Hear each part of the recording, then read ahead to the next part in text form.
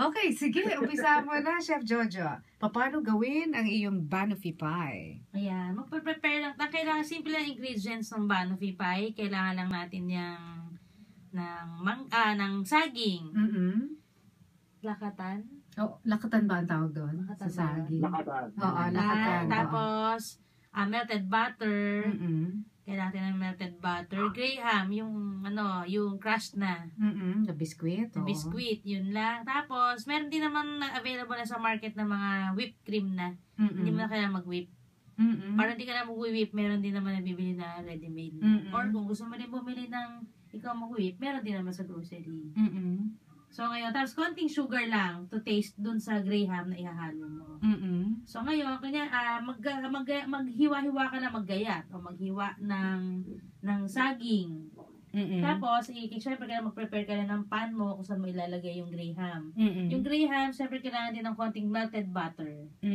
Ihahalo mo yung sugar, konting sugar dun sa graham, then saka mo lang i-add yung melted butter. Kailangan yung hindi siya masyadong basang-basa, yung tama lang, na magdikit-dikit yung graham.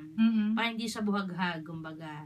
So, pag nalagyan mo na siya ng melted butter, ilatag mo na siya dun sa pan kung saan mo siya ilalagay. Isasapin mo lang yon before mo ilagay yung banana. So, pagkasapin mo nun, i-ready mo na yung saging, hiwa-hiwain mo na, ilatag mo na rin siya dun sa prepared pan mo. Pwede mo rin siya lagyan ng caramel. Meron din naman nabibili din na ready-made ng caramel. Or pwedeng gumawa ka rin ng caramel mo.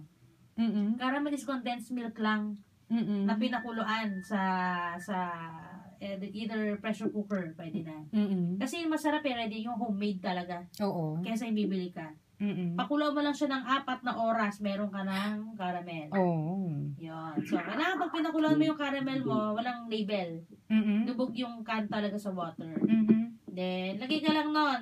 Mag-spread ka lang dun sa saging. Pagka-spread mo nun, pwede ka rin mag-drizzle ng chocolate. Yung mga ready-made din na sauce na chocolate na nabibili na Goya, kahit anong product, pwede. Basta melted na. Pwede mo siya ilagay ng konti lang para to taste lang na medyo may konting tamis. Kasi wala talaga siya sugar. So, pagkalagay mo nung icing na caramel and chocolate, pwede mo nang ilagay yung whipped cream na ni-whip mo or yung ready-made na. I-pipe mo na lang siya or pwedeng ilatag mo lang siya doon kung paano mo gustong ilagay o i-decorate yung iyong pie. After nun, ready na siya. Tapos, i-chill mo lang siya sa ref or chiller. Pwede siya after ilang oras. Tapos, i-drizzle mo lang siya ng konting grated na chocolate. Kumbaga parang keso, pero chocolate yung i-grate mo. Para lang meron siyang design sa ibabaw. Ano tong parang sinawsawan mo na flour? Parang may pinagsawsawan ka na flour. Ito, chef. Ano yan? Ano po yan? Yan yung whipped cream na po yan, yung white. Okay. Hindi flour. Kala ko. Whipped cream po siya, cream. na-knife ko na lang sa ibabaw. Okay. O nga, hindi ko pala natitiga mabuti. Ilalagay mo na yung whipped cream. Ang ganda. Maano po siya, masarap siya kasi hindi siya matamis. Oo nga, oo. Kasi wala siya masyadong ka-sugar. Pero ang galing din ng pagkaka-picture. Tignan mo yung asukal.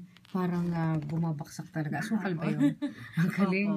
Ang galing nung nag-photograph sa'yo. Sino nagpo-photograph ng mga gawa mo, chef? Yung photographer po na nag-ano sa akin. Si Paul. Paul Barrero. Si Paul. Oo, galing. Oo. Hello, Paul. So, ganun lang kasimple ang banoffee pie. Gawin niyo po ngayong gabi para sa inyong Noche Buena. Thank you so much doon, Chef Jojo. At marami pang mga de-deliveran si Chef Jojo. Pero, Chef, saan kanila pwedeng tawagan? Kung tamad silang gumawa ng sarili nilang cake. Oo. At saka meron kang mga binibake talaga na mga cakes naman kasi. Meron po. Meron ako naka-ready na rin. So, pwede po nyo akong kontakin sa 0917-599-7143 or 660-1095. At may Facebook page ka? Facebook page po, yung Sweet Delicious Homemade Goodies. I-like nyo lang po yung page. At nandoon lahat yung mga baked goodies mo rin. Mamili na lang sila kung anong gusto nila. Oo. At very, very affordable. Kaya po itry nyo. At manood din ang Pepito Manaloto kasi nandoon lagi ang mga products si Chef. Oo. Pepito Manaloto every Saturday. Oo. Kaya pala lalo nagiging sweet yung family na yon. Grabe.